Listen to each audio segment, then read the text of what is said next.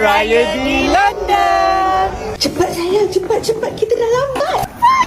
Hey, we have to takbir on the way to solat, they said. Allahu Akbar, Allahu Akbar, Allahu Akbar.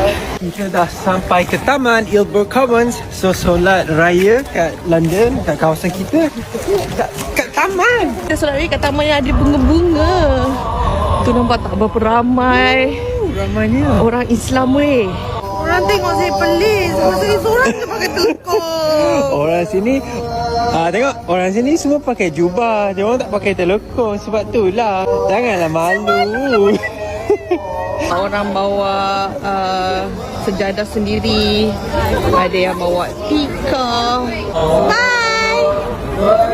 Kita cari tempat depan-depan. Okey. Cari depan-depan. Guys, nampak tak dia?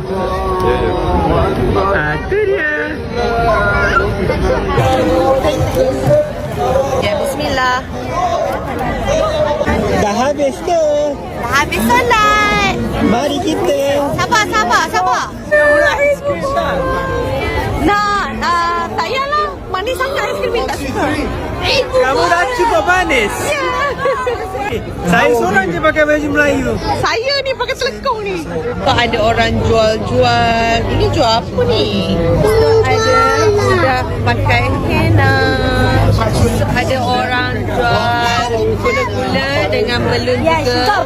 Ada jual makanan dekat sini. Apa nak ni? Jus. Tu je siapa? Rasa ni pomegranate. Harganya £2. Nak. Yeah, one samosa please. Kita dah try. Volume 11, yeah? 1, 2, 3. Bola! MashaAllah. Why are you so angry? Oh my god, why are you so angry? Wow, Apa inti dia? ayam. How are you? Ada apa tu? Ada orang jual falafel. Oh. Jom kita naik tu nak? Tu untuk budak kecil je.